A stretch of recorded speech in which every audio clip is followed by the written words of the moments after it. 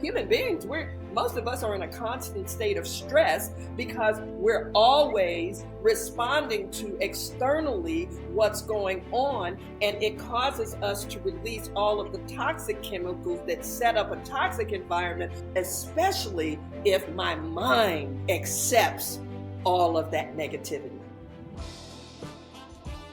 You are here. Welcome to the Purpose Finder podcast. This is the show where we uncover why you are truly here and, more importantly, how to make it your reality. My father, the late Dr. Miles Monroe, said the greatest tragedy in life is not death, but life without purpose. And research further shows that people with a strong sense of purpose are 2.4 times more likely to feel fulfilled. Each week, I sit down with extraordinary guests, entrepreneurs, artists, thought leaders who are boldly living their why. We dive deep into their journeys, the struggles they have overcome, their breakthroughs, and the lessons that can help you do the same. I am your beautiful host, Charissa Monroe Wilborn, and we're about to explore the mindsets, tools, and strategies to help you live a life with purpose, passion, and legacy. Are you ready? Let's go and dive into the episode. Ladies and gentlemen, here we are for another amazing episode of the Purpose Finder podcast, where you know that our mission is very simple: to inspire you to find and uncover your life's purpose and to live a life overflowing with three things: meaning, fulfillment, and significance. We are all craving belonging. Nobody wants to feel unfulfilled, and we're all searching, asking that one big question: why in the world am I here? Well, let your answer be right here on the podcast. I am your host, Charissa Monroe Wilborn, and today I have the honor, the pleasure, the privilege. You guys just don't know who is going to be in the studio today, but she is walking purpose. She is living. I don't even think she knows how boldly she is living in her purpose. We're going to hear a lot about her story. She appears to be a great storyteller, the lessons she's learned along the way, and some of the challenges that has been a part of her journey. Welcome with me, Dwania Kyles. Dwania, welcome. I want to call you Dwania so badly because there's this, guys, if you see her name, there's this big I in her name. And this poor I, she said, no, my parents, I don't know why they did this, but the I is silent. And I jokingly said to her backstage, I said, Kevin Hart and Cat Williams have something to say about these silent letters that are just not there. But Dwania, it is such a pleasure to have you here. Thank you so much for saying yes. Thank you for being willing to share with my audience who you are and what you've done and the lessons you've learned. Please welcome. Thank you. Thank you so much.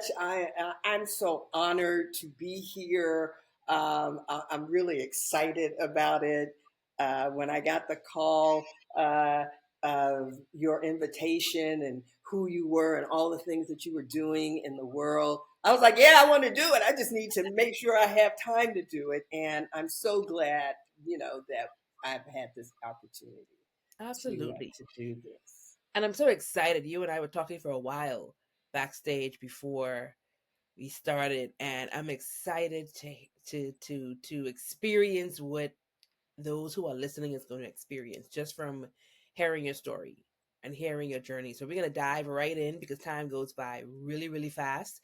I'm not going to read a bio. They don't really want to hear me, but they are interested in hearing your heart. So please share with us who you are, share with us where you're from, and a lot of the great things you are doing that's just making you so impactful in the world today. First of all, I always like to start with I am a doting, loving mother on my 39-year-old daughter, who I know is just like, oh my God, is she talking about me again? And yes, I am, because I think of all the things that I've done in the world. I think being a mother, being a parent is probably the hardest and constant. I'm never not a mother. I may go in and I've done many things in my life, done them, stopped, but I've always been a mother. And after that, I think the thing that really makes my heart sing is the fact that I'm a wellness practitioner. I am a breath facilitator and a certified wellness consultant because I think one of the things that I've learned in life, at this stage, and even before this stage, getting that has helped me get to this stage where I can embrace life like I do and really mean it when I say I love life, especially in the world that we're in today. It's like I see people around me and everybody is hanging on every word that certain people are saying. And I'm like, why? Because, what we think about is really what we create. What we decide we're going to spend our time doing is what we create. The fact that I get to do that through breath work. I'm a breath facilitator. People are like, well, what does that mean? I was like, well, that means that I'm in a position where I can help people remember how to breathe correctly. It's something that we all do. Thank God to the autonomic nervous system, because if we had to think about breathing, I don't know how many people would be on the planet, to be perfectly honest, but we don't have to think about it. And because we don't have to think about it, we don't realize that the majority of us on the planet are not doing it right. Doing it well. So, Wow. so a lot of people, well, what type of breathing do you teach? Because they're all holotropic, Wim Hof method. I mean, I could keep going. There's so many different breathing techniques to do. But if you're not breathing properly in the first place, if you're not breathing from the belly in the first place, then when you go to do all of these different techniques, you're really not getting the mileage, or we're not getting the mileage from them that we're capable of doing. So I always like to go back to the basic. Think about a concert.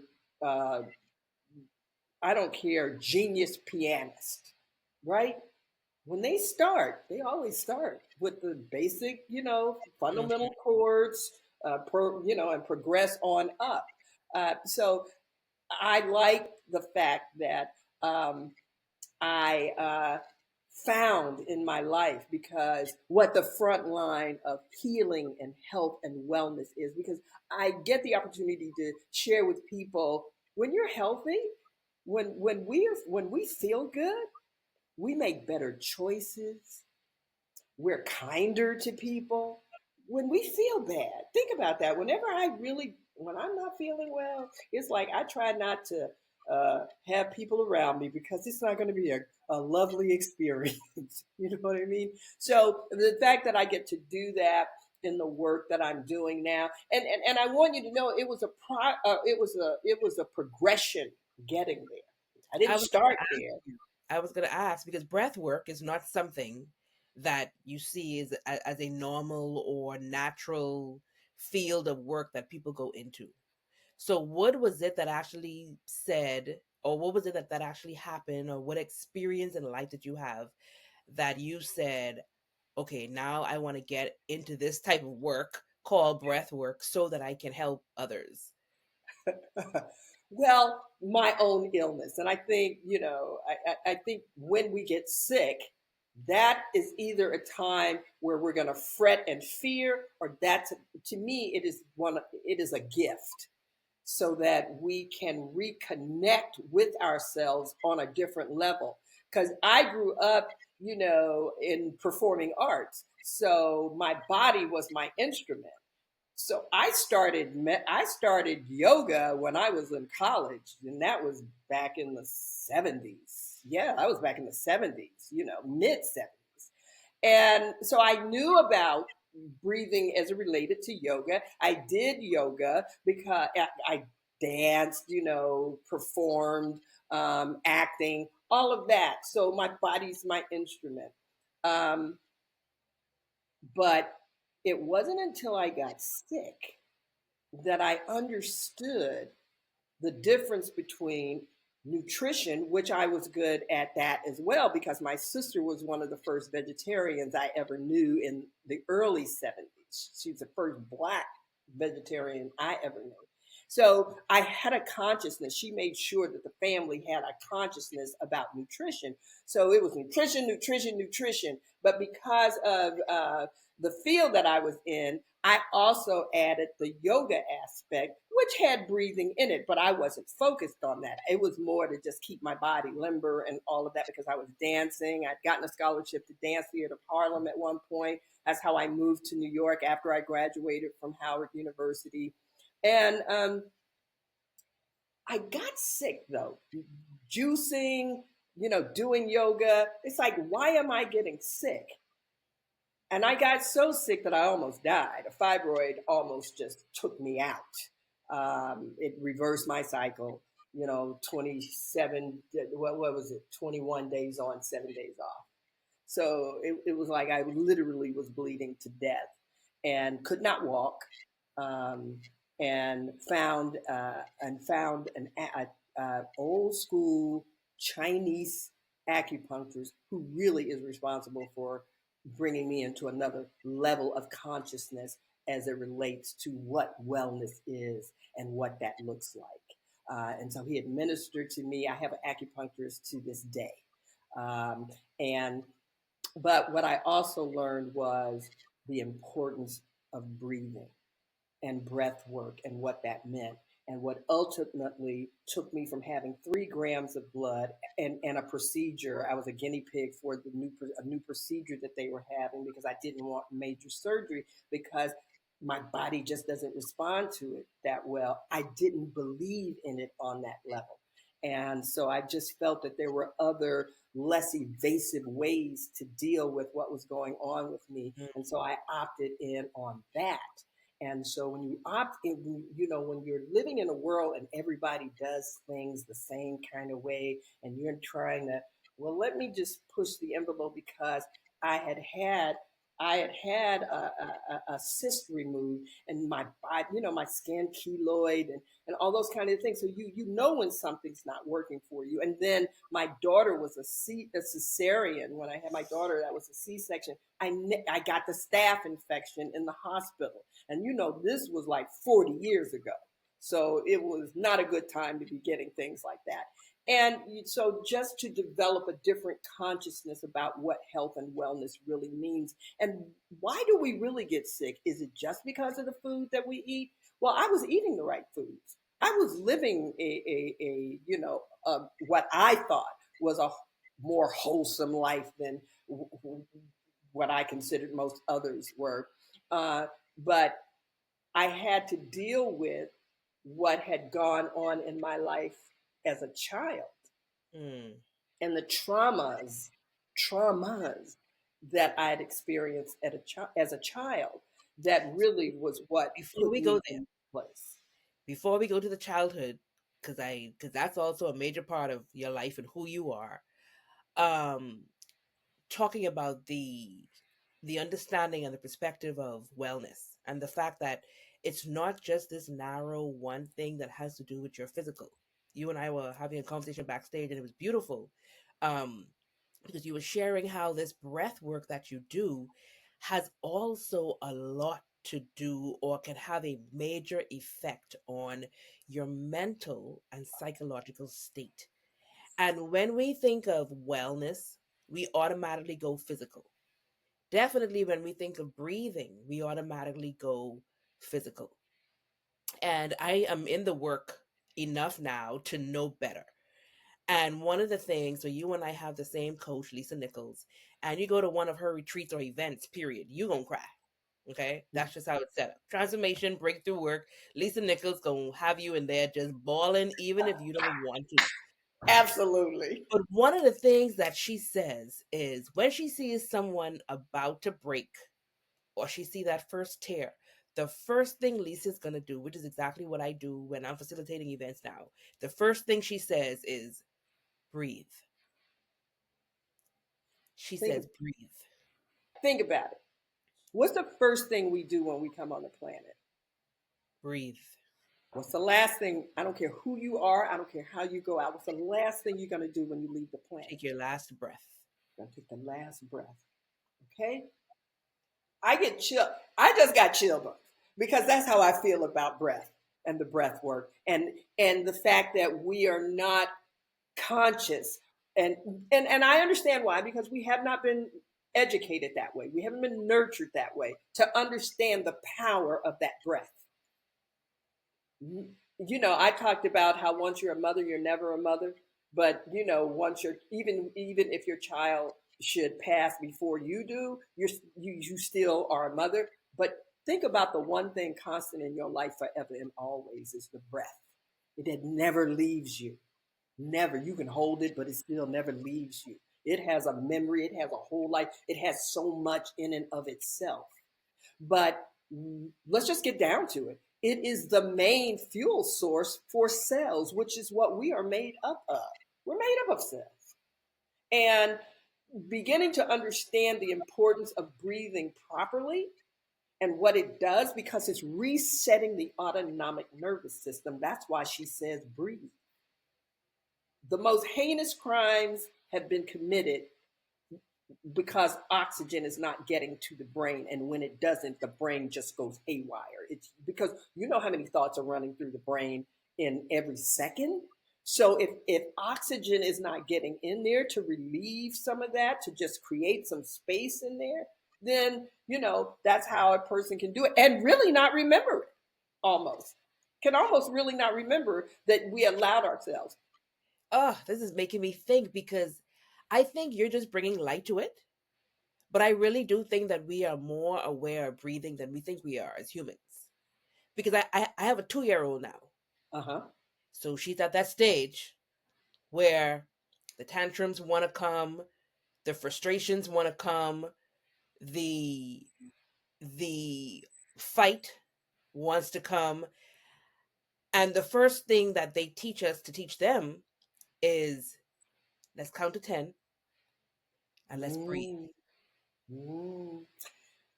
And we do it from then. Like, even then, if you feel frustrated, no problem. You make them aware of how they feel, and you say, okay, let's count to 5 and let's breathe. And then, okay, now talk to mommy. Use your words. How do you feel? And of course, I'm not thinking about it the way you're talking about Mm, it. I just know that it helps me at 40 years of age. It's helping her at 2 years of age. And there's this, like, just the way that, even backstage when you and I were talking, you were talking about the depression that we're going through as a people, as a society, as a world, the amount of hatred that's in the world, mm. the amount of unrest, the political climate, the climate of crime, just everything right now. You even said how breath work can make any individual who living in the world that we're living in today can positively impact who they become. Like, keep talk more about, even why is that so much more important than what we ingest into our bodies. Absolutely. What chemicals, hormones, toxins that are released in the body are basically predicated from experience that we are having outside of ourselves. So we are responding to the external internally. So before I eat anything, before I Mm, drink anything, you no say matter if we it's got wait a glyphosate in it, no matter what it's got in it, I've wait a minute. already got, huh? You said we are responding to the externally. I'm sorry, we are responding to the external internally. Yes, that's So what we're we are, doing essentially, you're saying we are allowing the external to control our internal. precisely, But it as, should a, be as opposed to the reversing other that. way around.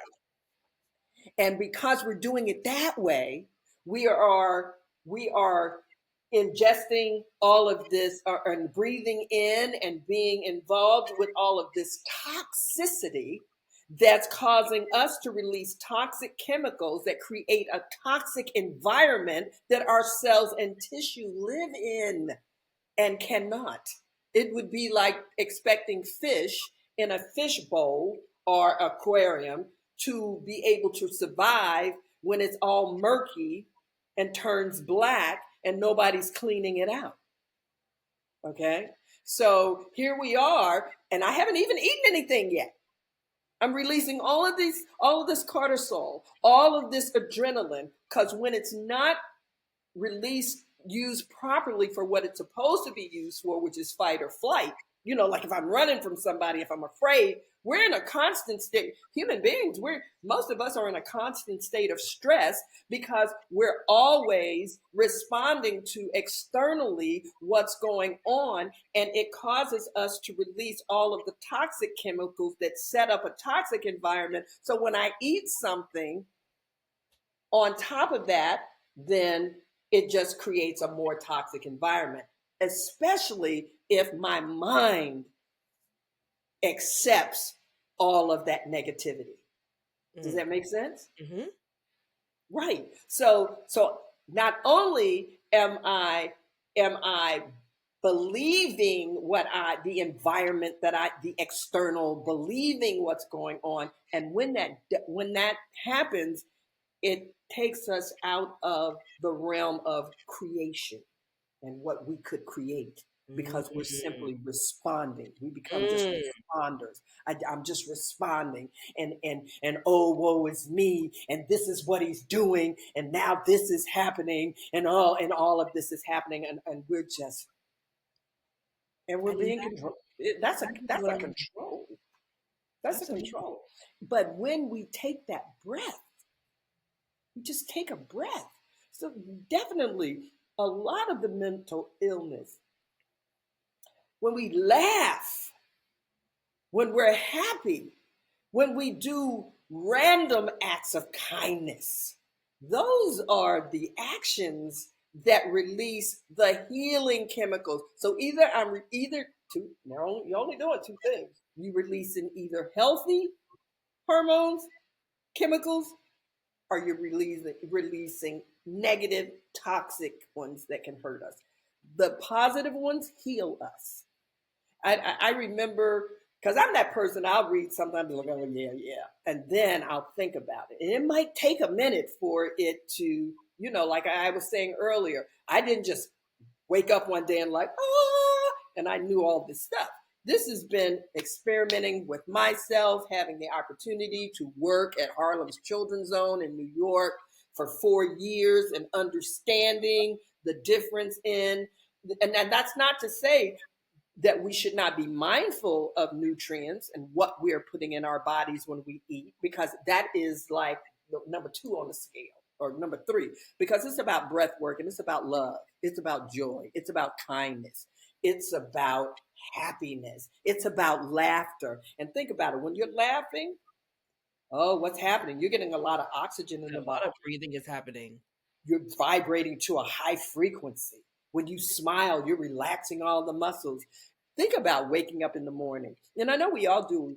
We wake up in the morning and start thinking about what we got to do for the rest of the day, as opposed to just waking up and choosing to embrace happiness. Oh, I'm so glad my husband is right here. Oh, I'm so glad my baby is doing good. I'm so glad, I'm so glad that the Creator allowed me to wake up today and take a breath. I've never looked at breath that deeply. Oh my But God. yes, but yet I speak about it often. We talk about it often.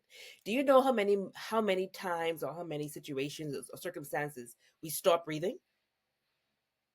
And Really? someone, whether it's a because wherever you're at, there's someone. So there's a coach, there's a massage therapist, there's a trainer, there's a teacher, there's a parent, there's someone, depending on the circumstances, that has to say to you, breathe. When we're running, the first thing we want to do on the treadmill is stop breathing. And the personal trainer is like, breathe, breathe, keep breathing. Your massage therapist, when she hits that, at least for me, when she hits that knot in my back, I ought because it's a little discomfort, not pain, but discomfort. I guess I automatically just, and she's like, breathe. And I'm like, and as Mm, soon as I do that, she's able to get in deeper. mm, Therefore, it's also able to break up a little more. So therefore, I start to feel better. But she has to tell me, breathe. I had no idea that I stopped breathing. When we cry, we and someone is like, breathe. And you're like, interesting. Like literally we stop breathing a lot. And there's someone that's always there to like breathe. Like even when I think about God Mm. and the fact that we only have breath because of him anyway. That part, And it Genesis, says, like, first of all, we are here because he breathed. God Because, breathed a breath of life into man and he became a soul. Genesis, second chapter. Go and ahead. then he continues to say later on, let everything that has breath praise Mm, the Lord. I mm, remember the thing that saved my life when my parents passed 10 years ago. mhm. And I was like, I don't want to be here. There's no need for me to be here without them being here. Lord, why didn't you take me with them? And the reminder I got was, Charissa, the reason that you are still breathing is because there's still work left for you to do. Like, that is my story. Because I'm still breathing, there's still a purpose for me to accomplish. And here you are, a whole breath activist, advocate, just a breath work, everything, because you are a strong believer that we could combat hate with breathing. We could combat depression with breathing, with anxiety, panic attacks. As a social worker, one of the things that we used to do with patients who had anxiety and panic attacks, the first thing we had to do before we can start talking to them is regulate their breathing. Like literally, we had to regulate their breathing so that they can get to a place to even hear what we're saying. And here you are saying the reason why a lot of people aren't in creative mode is because they're not breathing at Mhm. all, or they're not breathing correctly. Amen. Who would have imagined? Who would have imagined that there's a whole need for breath work? Like I think the world is missing out on this.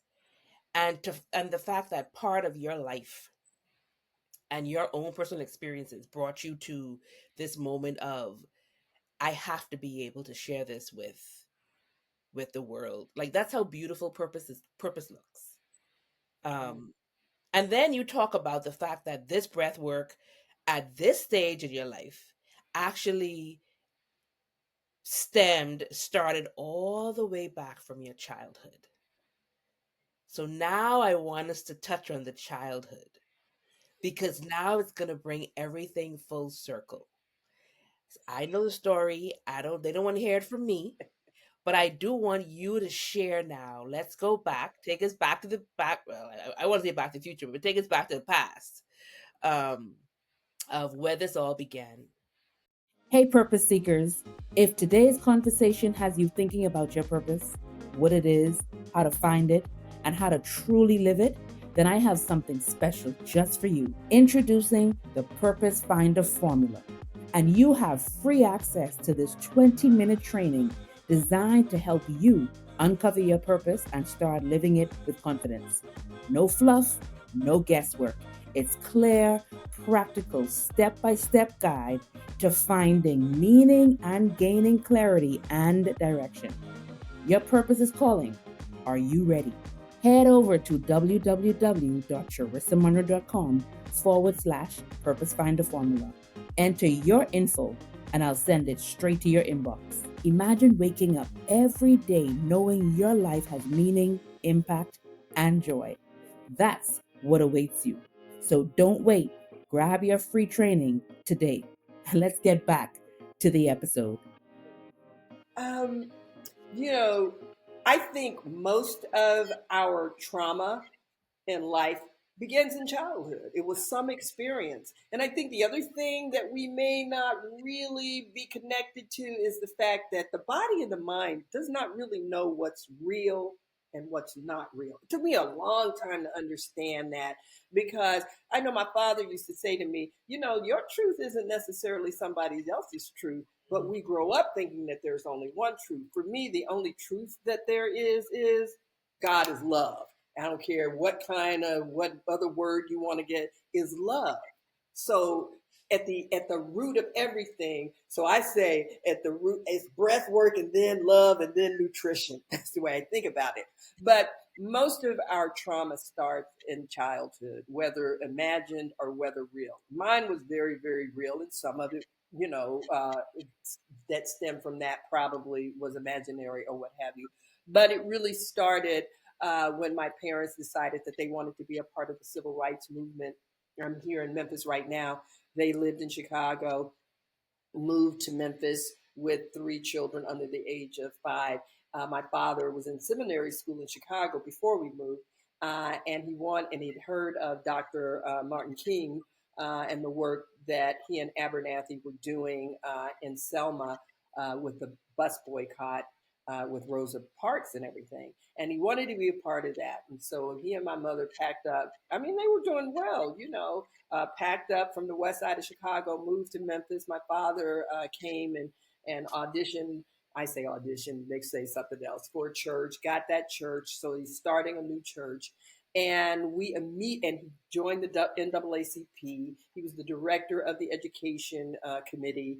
And we immediately, in response to Brown versus Board of Education that was passed in the 50s, I think like around 55 or, between 55, 57, an answer to it here in Memphis, because they didn't want it to be violent, the process to be violent like it was in Little Rock, Arkansas, and with Ruby Bridges down, and as traumatic as it was for Ruby down in Louisiana. The NAACP decided that they would start with first graders. That means 5 and 6 year old children. So school in Memphis starts like around August or so. We didn't start school until October because it took that long for them to find families that would actually let their children participate. And so it was 12, but one of the twins liked to say, but the reason it was 13 was because my mother said, if you take one, you got to take the other. And so it was 13 of us that were divided amongst 4 schools. And of the 13, most of them, by the time they had gotten to high school, many of them, by the time they went to middle school, left the white system and went to all black schools, and whoever didn't in middle school went in high school. I was the only one of the 13 that actually stayed. This was a social experiment that went from the first through the 12th grade. And I think a lot of times we forget that, or just don't know that it was the desegregation and integration of city public schools that ushered in the integration in our society that we are experiencing today. So that happened, and it was very traumatic, extremely traumatic. I mean, I could just go into a lot of different things when when you talk to most of us. One had the best experience. There were the 4 that went to Roselle. I remember asking one of our legislators who went to that school when who came after us, but went to the school when he was young. I said, why is it that the kids that went to Roselle had such a harder time than we did? I was at Bruce. He said, because you went to school in a white collar neighborhood. We went to school in a blue collar neighborhood. And so blue collar, they're like, a little bit more, even though it was a peaceful activity. It was peaceful when we did it. And you go back and you learn, well, why was it peaceful? But at the end of the day, on October 3rd, 1961, President John Kennedy and his brother Robert called the then mayor, who was a segregationist, and congratulated him on a job well done, because there was no violence. There were no screaming parents. But my father always says it was the policemen, because the schools were all surrounded. We had police escorts going to school and all of that. But he said it was the policemen and the things that they were saying as we were going up the stairs, which I never heard because I was 5 years old, so I wasn't in hearing range of it. But that was it. When you do, to talk about the experience from 1 through 12, it eventually got better as because I at that point knew kids that I'd known all my life. That's when I really realized that if they had left us alone, and it wasn't when I was in high school, I realized by the time I got to middle school, if they had just left the kids alone, we would have been all right. It's adults. Hate is a taught thing. It So is. there I am, doing all of that, and then we're also desegregating everything else: movie houses, restaurants, neighborhoods, all of that. And then, so that was when I was 5. So I don't get the opportunity. Now, I don't know this because my parents are doing a really good job of checking in with us every day when we sit to eat dinner at the table. How was your day? What's going on? So my parents were really always checking in. But my parents were very much a part of all of the different aspects of the desegregation process. So my father was in SCLC at this point, as well as the NAACP. He was with SCLC. The sanitation strike happened in Memphis here. And this was when SCLC and Dr. King were in the process of planning the Poor People's March that was going to go, like, think from Mississippi, and they were going to walk to DC, to the Mall of DC. And this sanitation strike happens because 2 men were actually died in trucks. They got caught up in the trucks because the trucks were faulty and they wouldn't turn off. And the people knew it. The people knew these trucks were faulty. And so the conditions were just so bad. And it was amazing that these men could work full time, but still, be eligible for food stamps and welfare and what have you. And so,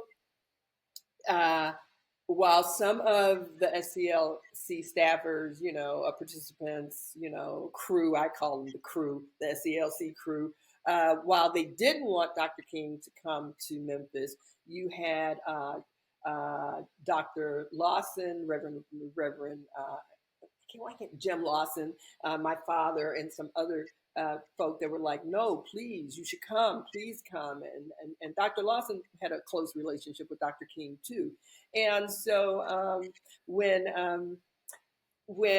they came, the first march that we had broke up in violence, but it was planned. But anyway, it broke up in violence, and they had to swoop Martin King away.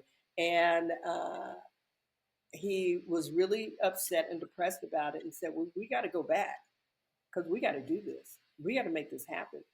And so he did come back. He came back a couple of weeks or whatever later. And it was, he came back and I think they got back on the 3rd. And it was really, weather was really crazy in Atlanta. They had to sit on the runway for over an hour because it was snowing or something. And remember, this is in February. No, this is in April at this point, and it was snowing. And so they had to sit on the runway in Atlanta before they even got here. Then they get here. And that night, we're having just the storm of life and raining. And they didn't really think anybody was going to come on the 3rd, and they did.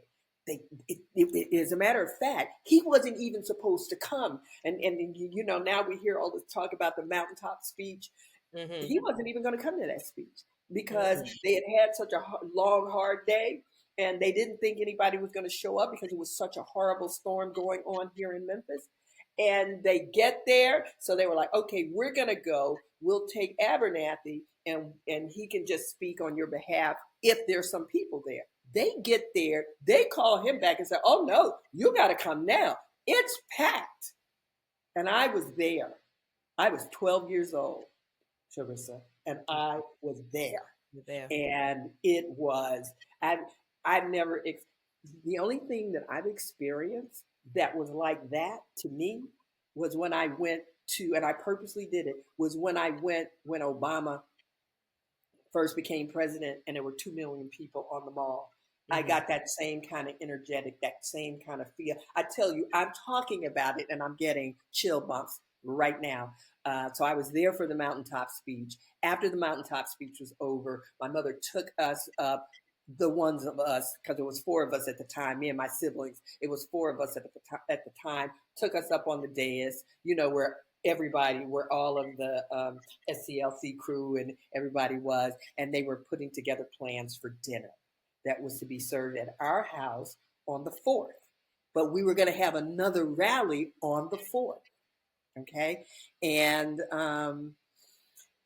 and it was really it was really wonderful, and so I'm really meeting him for the first time. My parents knew him already, but I'm meeting him for the first time. We were a year and a half into a house that my parents had bought. They, another neighborhood that we had gone to integrate, to desegregate, and so I had the opportunity to actually meet him after the mountaintop speech. And what I don't really talk about a lot is when I did meet him that night, he kissed me on my forehead. And, I just really start saying that out loud maybe in the last year and a half or so, um, just because I, I did not realize how traumatized I was by his death.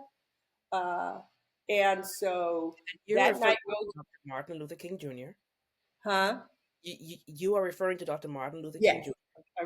yes, I'm referring And you, to Dr. King. I want to come right back to this point of the story, but I also, you said something that I've been wondering, and I was going to ask you later on. You were 5 when when your trauma would have all started. Then you grew Yes. to 12, but of course, at the time, you don't know that it's trauma. You don't know that that's what you're going through. Mm-mm. At what point of your life now, adult life, did you now able to go back and say, "Oh, that is what that was then. I was in That is my where the trauma 30s. began." You in your 30s. I was in my 30s. I didn't get it. And it was really, I could not figure out why I was sick. I was like, I know too much about, health and wellness, even though I wasn't a practitioner like I am now, I knew too much about it. It's something, it had to be something else. It wasn't the food I was eating. It wasn't about exercising. Okay. I had that on lock, and it wasn't even about being in good company. I had that on lock, you know. I enjoyed my life. Uh, it was really, I didn't figure it out until I started going to auditions in New York. I moved to New York because I wanted to be anonymous. And I started going to auditions, and people started talking about, on the other side of the table, uh, well, act more black. Ooh, and something clicked in my brain, and I had an out of body experience where I saw myself jumping over the table, choking the person who said that to me. And then, have you ever thought about getting a nose lift, a nose, A nose what, job. a nose job? Mm-hmm. First of all, I am black. How are you going to tell me to act more black? When what they were really saying is, we want you to act ghetto or whatever the case may Yeah, be. Okay, exactly. and but my brain just, and that happened like 3 times, and after it happened the third time, I said, you know what, I can't go to any more auditions.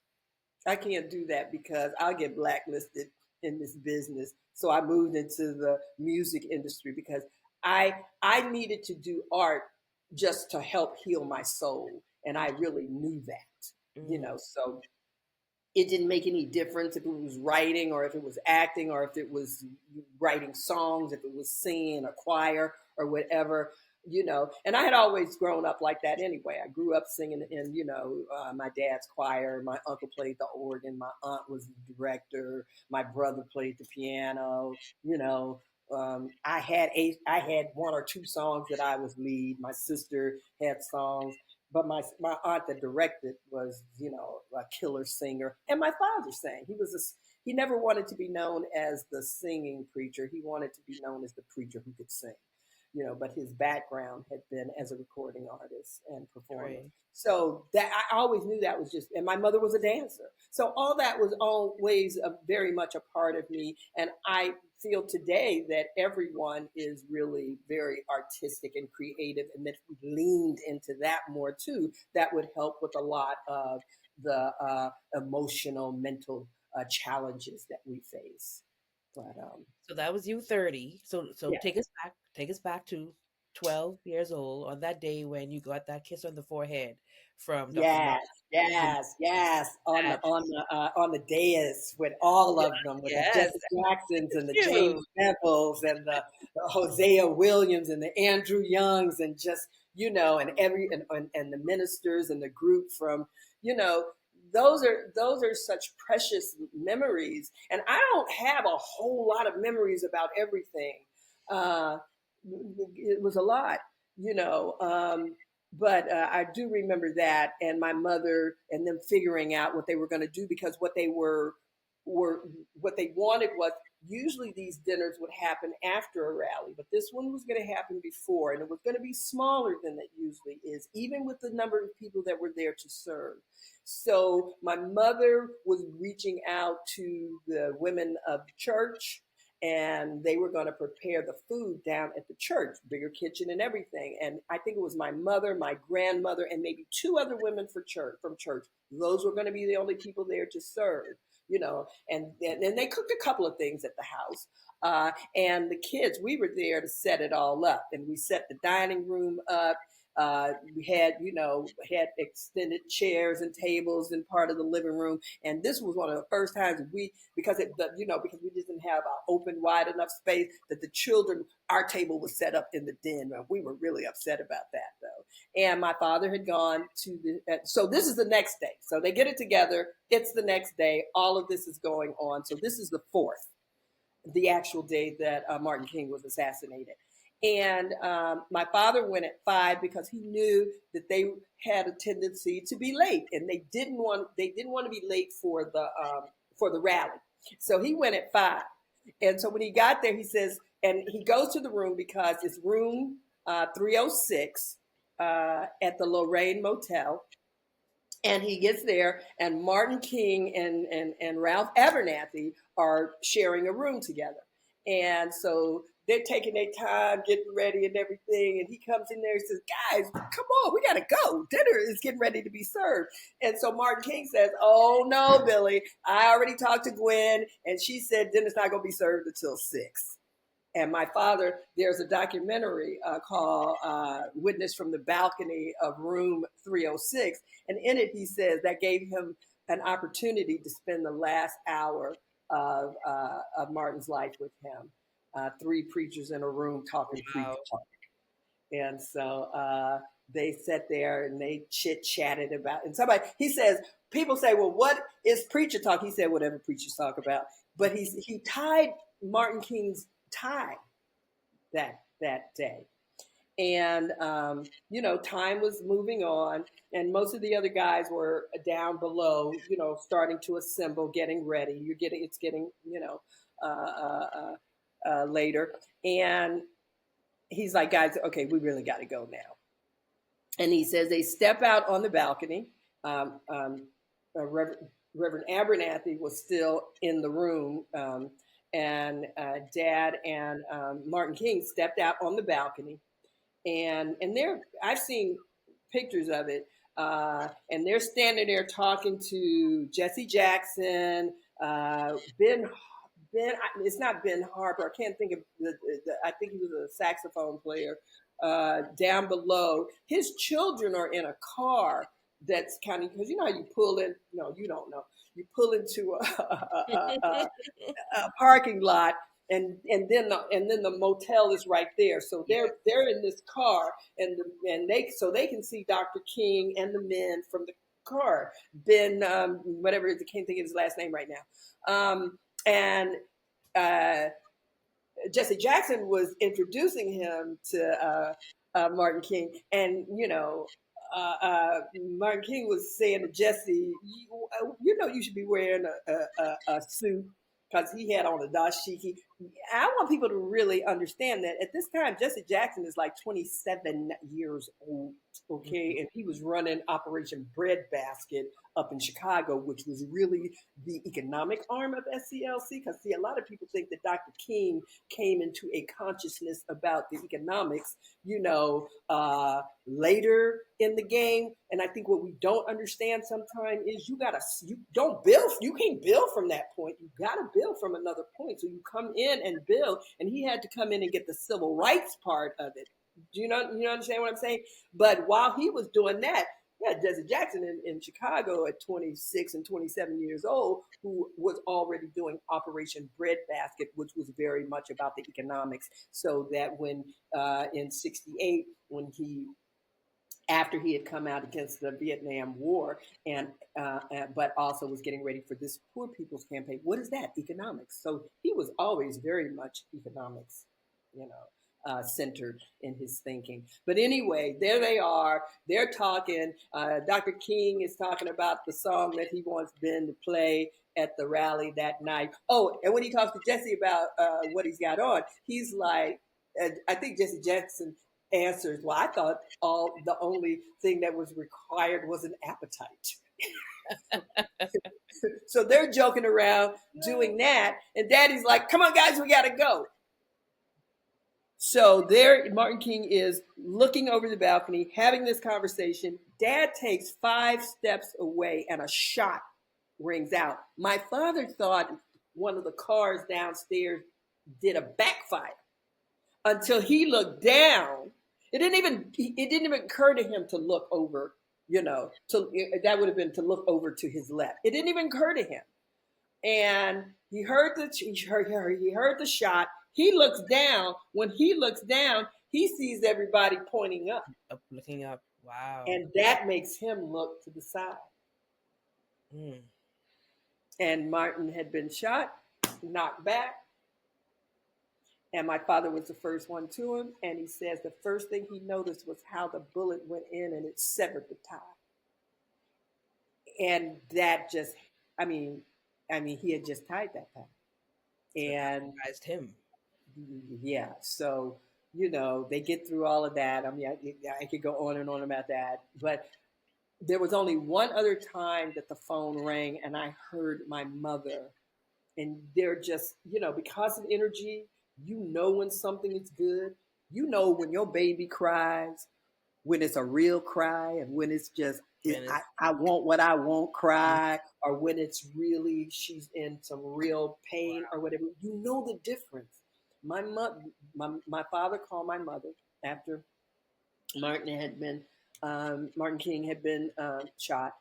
And I heard my mother, I heard that sound, and they didn't know, I think at the moment, whether or not, he was actually gone, had passed.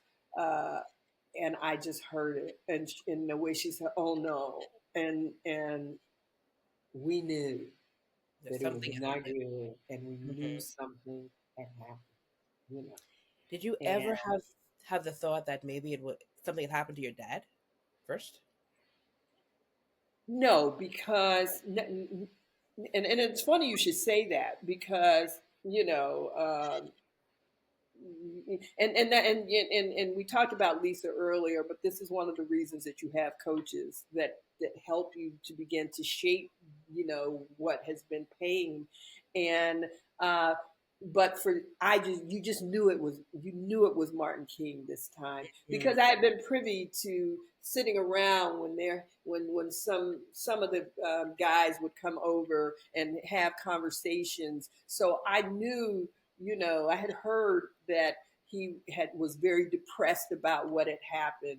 I knew that that there had been talk of folk not wanting him to make it to DC with the Poor People's Campaign. So I didn't think it was my father first. I really did think it was Martin King, And I was pretty sure it was my father that was calling my mother. So, that was who the call came from, was from him. So we didn't think it was him.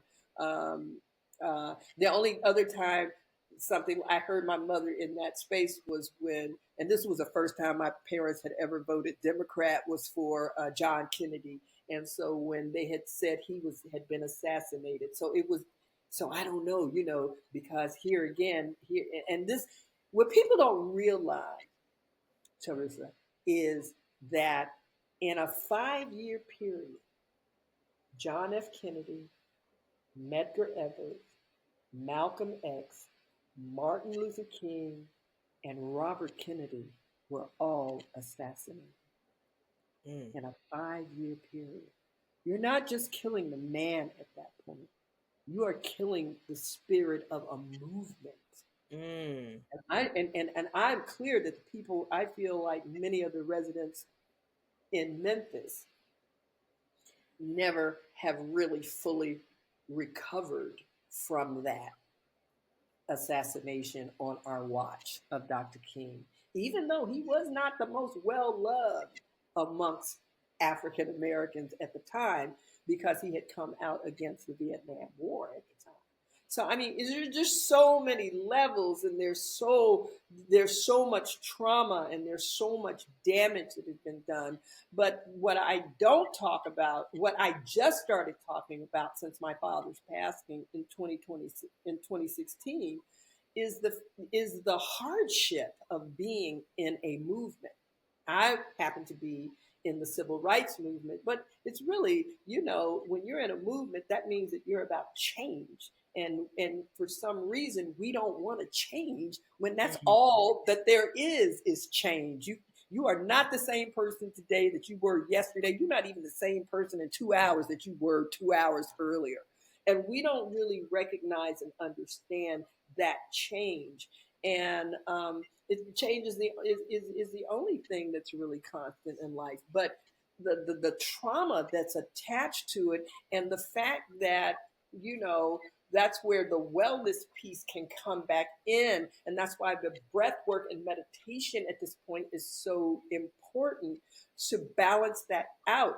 I shared with you earlier that when Martin King was assassinated, he was 39 years old when they did the autopsy on him. He had the heart of a Of 60 a year old. 60-year-old. That is crazy. Isn't that That is crazy? crazy. And you I wouldn't didn't know. know It's that. almost as you like you wouldn't know. Like we don't like imagine us. I'm very just shy over 40, just shy over 40. I would hate to believe that I'm walking around with the heart of an 80-year-old. Yep. Yep. As opposed to the heart of a 30, 25-year-old. Or even the That's heart of a crazy. 40-year-old. Like that's how old I am. Um and who would have thought that this young, but when you think about, which is why this breath work and this wellness piece that we're talking about is so important, because I can assure you, him having the heart of a 60-year-old at the age of 39 had very little to do with the food he was eating. Think about it. It The probably had everything. stress. The Yes.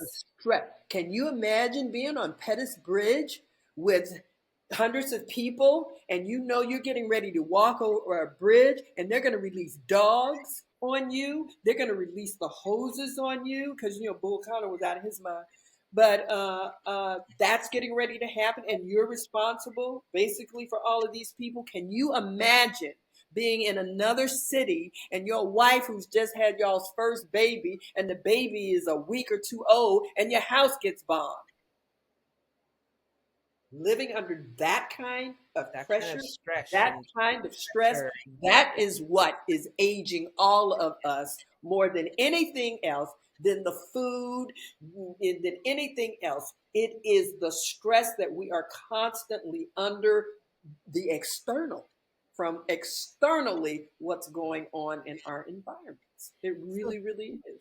so Dwana, from this day, from April 4th, 68, 12 years old, to the day when you were 30, when you were able to now recognize and become more aware that what you have been living the last 15, 20 years have been trauma, how did you live? How did you manage from 12, from this event? Because now you're firsthand in an event that we still talk about today.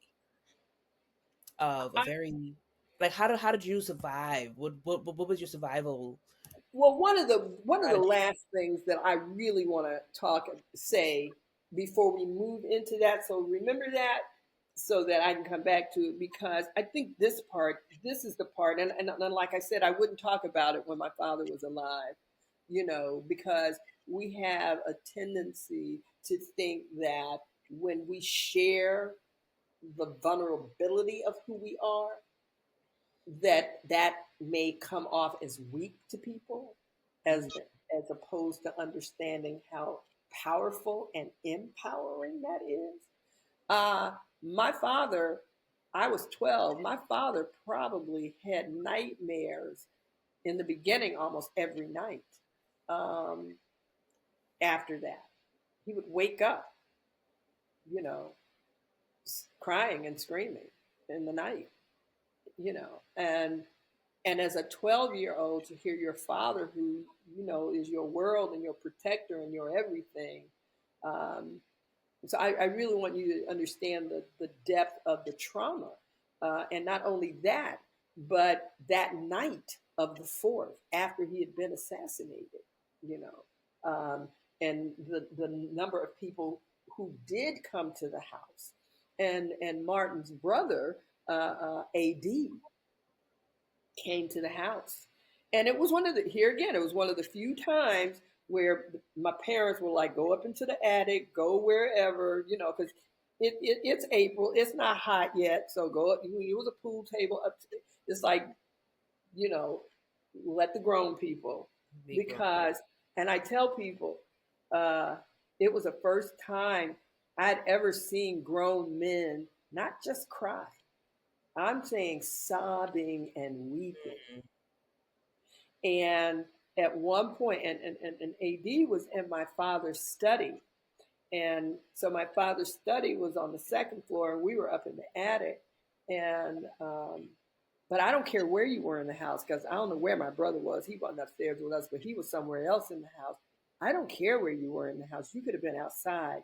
I never heard a sound to this day come out of a human being that just felt like it came up through the earth, through this, up to the second floor, up through his feet and out of his mouth. I had never heard that kind of pain. I've never heard that kind of sadness, and it took me years.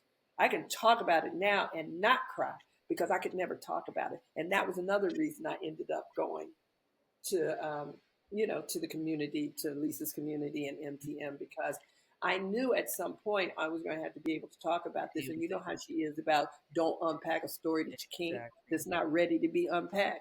And it Hmm. wasn't ready to be unpacked. I've just really been unpacking this story since 2019. Not even 2019. I would say 2020.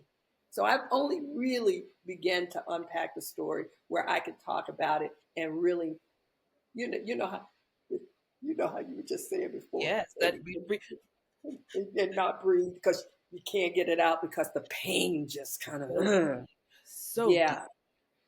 So that was, and I'm a 12-year-old little girl, and I'm seeing some of the most powerful, men, African American men in the country, just sobbing, and it's like, you don't even know what to do with all of that. You don't know what to do with that. And my family was that kind of family where we were always having family meetings. Okay, let's talk about it.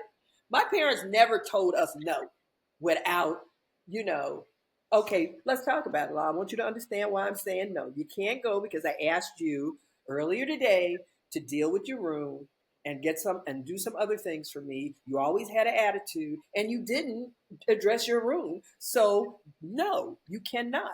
And I, they were the type of parents when you want. I remember I wanted to, when I went to Spelman. I was at Spelman for 2 years. The second year, I didn't want to live on campus, so they said, "Well, write a paper as to why you think that you should be living off campus." I wrote the paper, and then I got to live off campus. So when my sister came, we had an apartment off campus.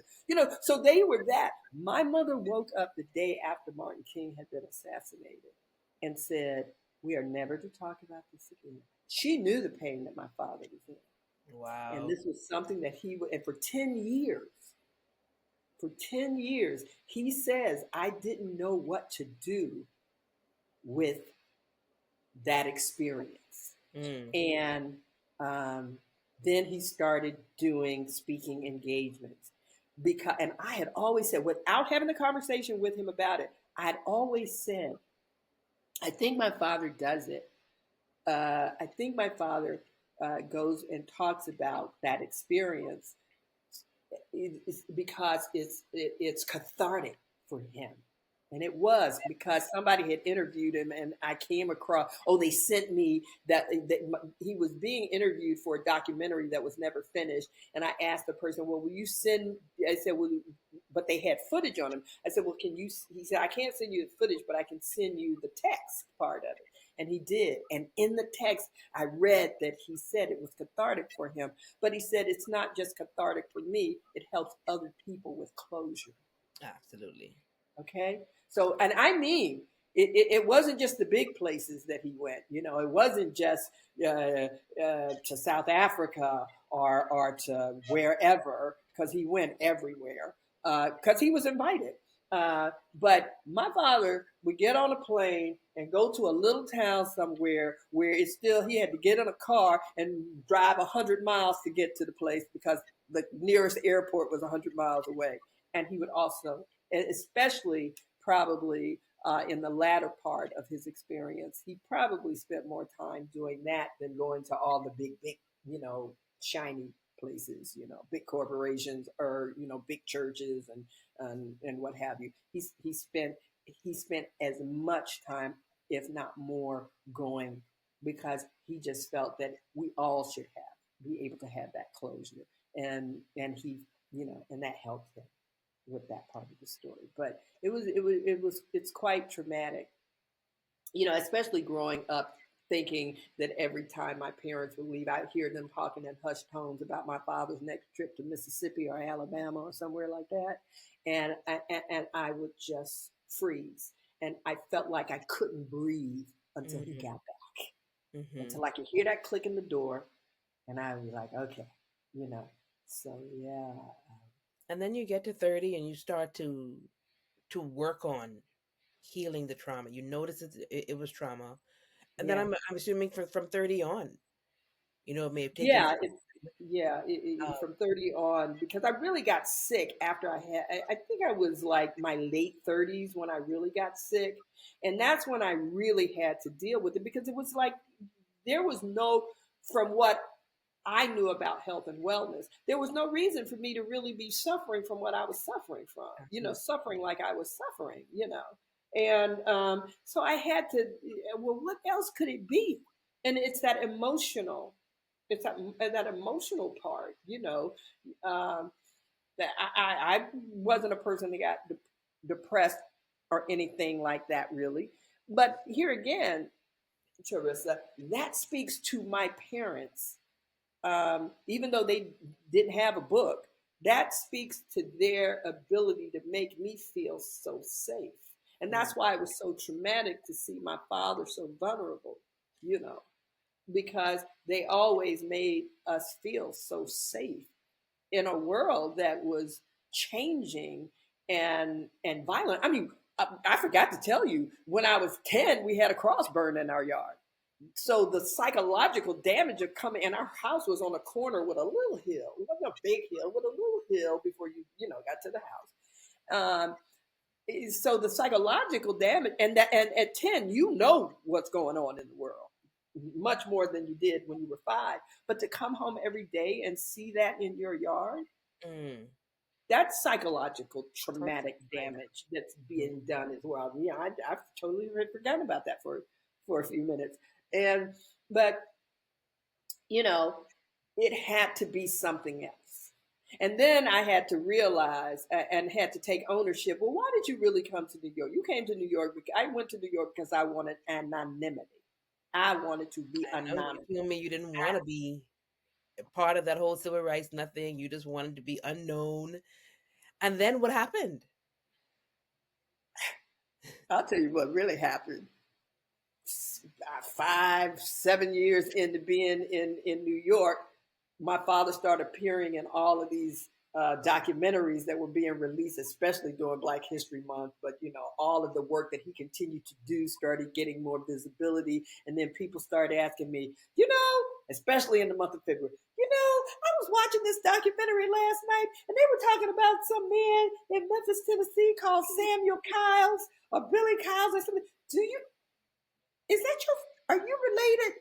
So that comes out, and so Uh, I remember being when I in the year I think I must have been in my junior year when I stood up in my chair. We were having dinner in the dining room because my father was always like, "We're gonna use all the rooms in this house. We're not gonna wait for a special occasion." So we would just eat in the dining room just because we had it, and not in the breakfast room, and where we usually ate. And the dining room is usually it's reserved for special. Now we ate all over the house. And so I remember standing, we were in the dining room. I stood up in my chair and I was like, I have an announcement to make. I just want everybody at this table to know I will not be going. No, I said, I will be going to a Black college or university. Because remember, I had done 12 years in the social experiment. I said, I have done my part. And now it's time for me to have the Black experience. So and everybody just looked at me. My siblings just looked at me like you are crazy, and my parents looked at me and laughed a little bit. And they say wherever you want to go is fine. And so I went to Spelman for 2 years, graduated from Howard, and then made my way on to New York to be anonymous. But how you gonna be an anonymous? To supposing to be anonymous when you in the entertainment business. But I found a way because when you're writing and so I wrote songs for a while. I had a co-publishing deal with Almore Irving for a while. I've had a great life though, but it speaks to my parents' ability to make us feel safe and comfortable. So I wasn't focused on being traumatized. And when I started just putting the puzzle pieces together, I realized that what was going and continue to study, about wellness. I realized that what I was experiencing now really was rooted in the past that I had lived, even though I felt my parents had done a really good job in balancing it as much as possible. And so moving into the world of, like I told you, I had an acupuncturist, and I listen when people are talking because we think we always have to be in a classroom or reading a book to learn, and that is just so not true. It's being present and listening when people are having conversation. As much as I talk, I don't listen as much as I talk for the most part, but when I'm listening, I am listening and I'm hearing. So I had a friend that was talking about an acupuncturist, and I had never been to an acupuncturist, and she was talking about the results. And I called her and this was at a party, and so I called her and had an offline conversation with her, and then I ended up going and stayed with that particular acupuncturist until he stopped practicing, and just started going to a new one last year. Uh, and Well, and that just opened me up to other modalities of healing. as you talk And about, that was a way also to get to the breath work. speaking of breath work, I love it that you're talking about listening because for the last hour and some, I've just been listening to things and parts of the story of your life, but also Dr. Martin Luther King's life, your dad's life that I maybe never heard before or heard bits and pieces, but you're filling in those pieces for me, and how it all is tying into just who you are and what you're doing in the world. Um, of course, I'm those who aren't looking at you won't see this, seasoned, beautiful, 60 plus young female sitting here who is still doing the work. There's nothing about you that says, "Oh, I'm slowing down now. I'm going to retire." No, like you're still in the work helping others because here you are 40 years now almost after, that 30 years old experience when you recognize that it's been trauma all this time and you've healed yourself. I was talking to another guest the other day and they said, heal yourself, heal the world. Heal yourself, heal the world. And you've healed, or you're healing yourself so that you can help heal the world. And that is so amazing. And you're doing it literally one breath at a time. And so in case that isn't a part of your tagline, you can, thankful to Shira, so you can go ahead and No, add. it is part of my tagline. Oh, see, there When you I go. go back and do I've done workshops called "Breath is the Root of Life," and as we move forward, let's do that one breath at a time. Let's make changes one breath at a time.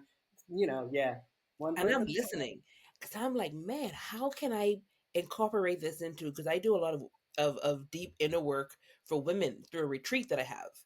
Uh And huh. I'm already listening, saying, how can I get Dwana to be a part of this retreat so we can add some breath work to Please. my sessions? Because Dwana, the type of transformation and breakthroughs that I take my women through in the sessions, I can only Mhm.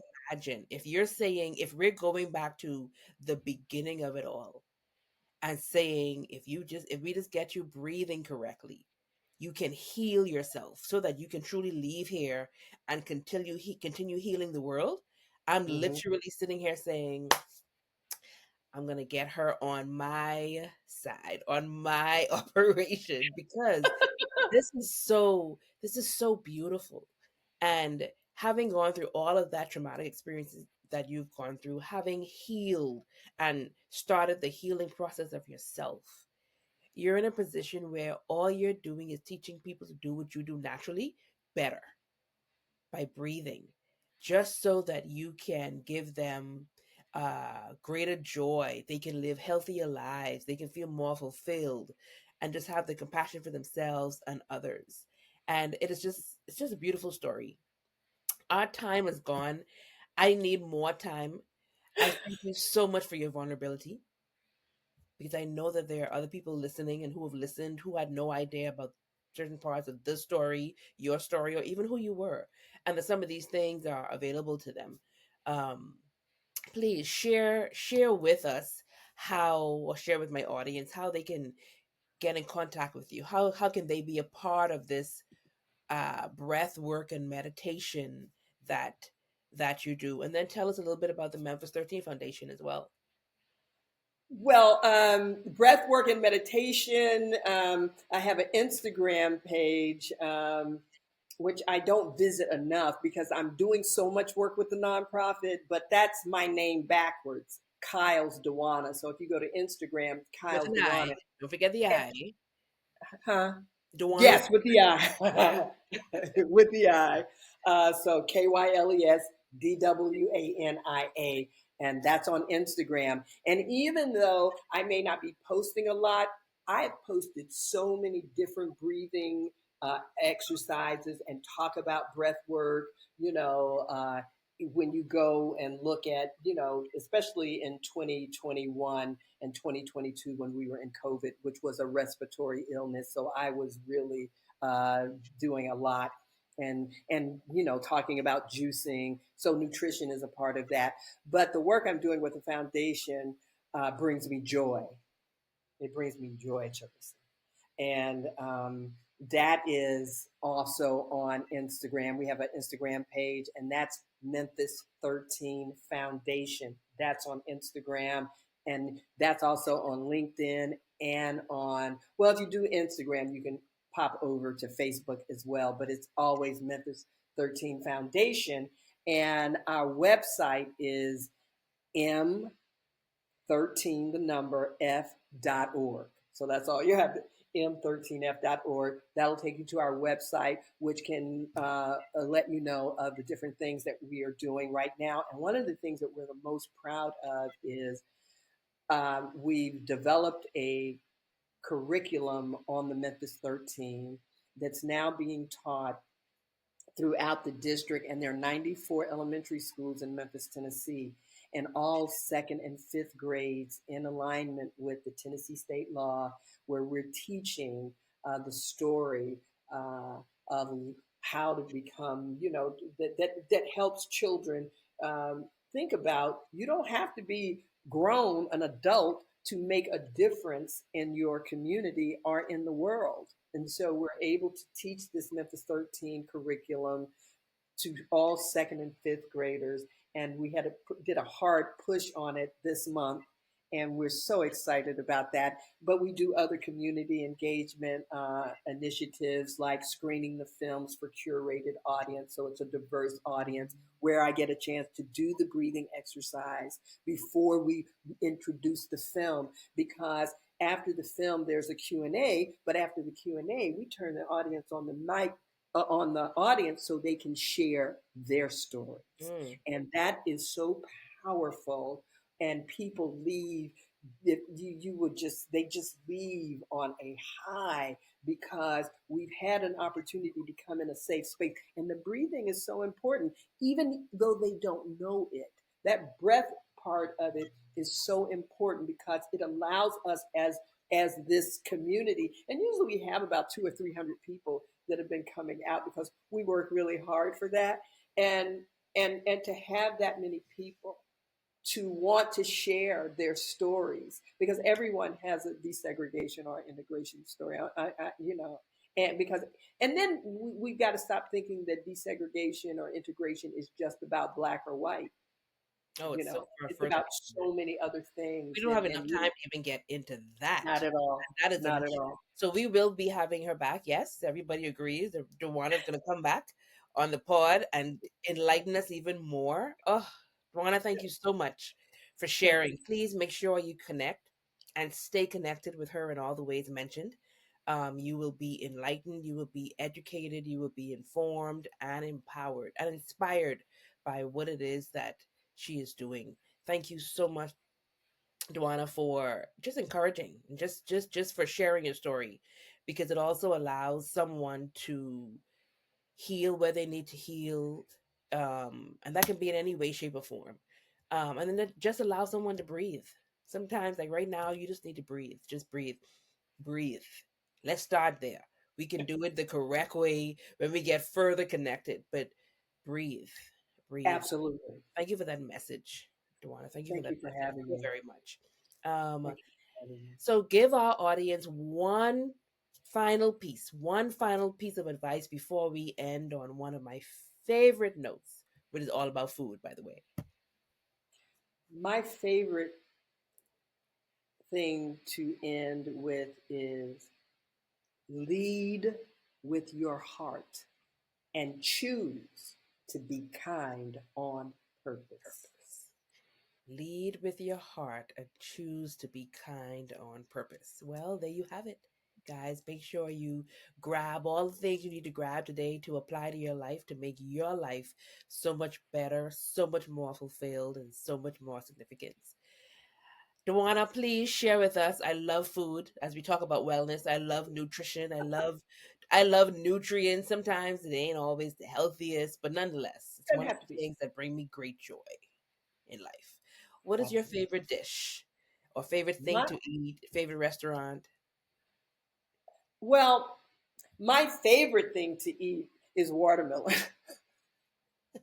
That's my favorite thing to eat. That would be your favorite dish. It is. It's my favorite thing. It just checks so many of the boxes. Crunchy, sweet, the liquid in it, I love it. Do you have a favorite restaurant? It's real. I can keep it simple. Just keep it simple. Watermelon. And do you have a favorite restaurant? Favorite restaurant? No. My favorite food to eat. My daughter, should be a chef.